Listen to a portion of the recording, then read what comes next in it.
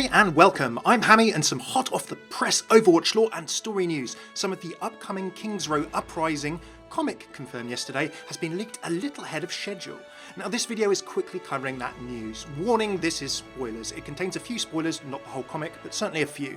I will do an in-depth comic analysis of this comic when it releases properly later tonight. So fair warning, if you don't want to be spoiled at all, stop watching this video. Perhaps check out my other Overwatch lore videos and analysis of previous comics that I do in the link below. But do come back later to this channel once the comic is released for a full run through and analysis of all the juicy lore and story details. Okay, that's your spoiler warning. If you're ready to get as excited as I am for this comic, let's go.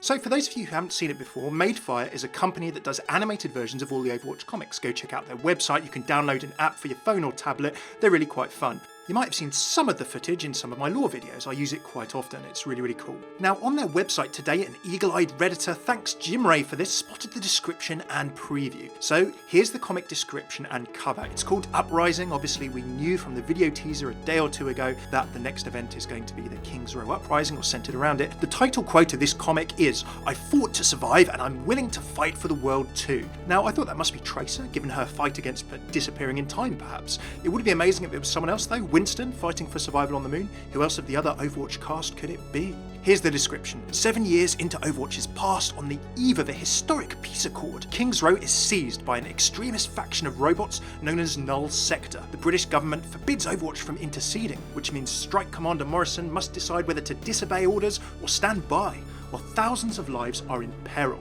Now, quick thoughts on this. I'm not going to go into full over-analysis mode, as I'll save analysis for my analysis video later today. The peace accord. Who's it actually between? Is it Omnics and humans in the UK, or Omnics and humans generally? Is this perhaps the source of the medals picture that we've seen in previous Overwatch trailers? Now, some countries like Australia sounded like they did their own deals with Omnics. It'll be interesting to see if they were doing them alone, or whether it was part of a wider Omnic movement worldwide, perhaps. Null Sector. Well, some blogs have mentioned Overwatch keeping the peace against rogue Omnics, so we know that they've existed, but not what or how they've acted. This comic's going to tell us something about that. Sentience and self-awareness can be a good or a bad thing, of course, so extremist Omnics robots, perhaps robot terrorists or similar, could bring a different dimension to the fight and the 2 decades of peace that Overwatch apparently brought to the world. Thousands of lives are in peril here, so something pretty serious is going on. Now, for Overwatch not being able to help, Overwatch was in past blogs, lore that we've seen, accused of violating nation sovereignty, going in and acting where they weren't allowed to. This seems to be one such an occasion, and note that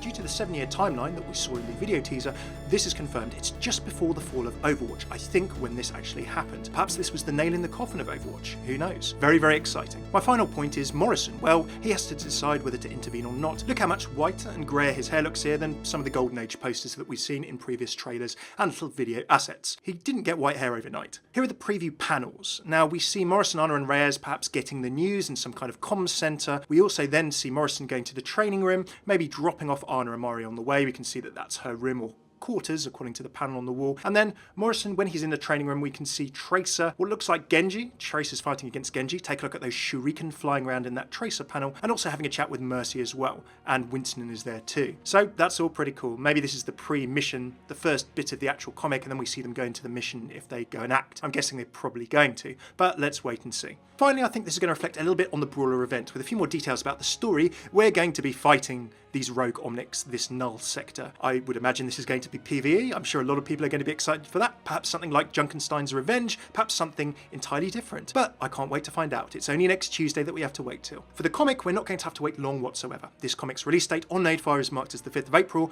I'd imagine we'll see it in 3 or 4 hours time from when I release this video. It's going to be about probably 4:15 in the UK right now. It might be even less. If you're watching this, you should check out my channel later today, perhaps now, depending on you're watching, for my full comic analysis, which will be live as soon as possible after the comic launches.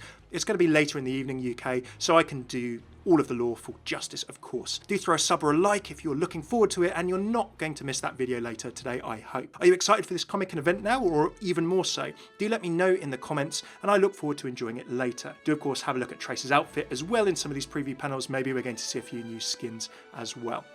Cheers for tuning in. I've been Hammeh. Take it easy.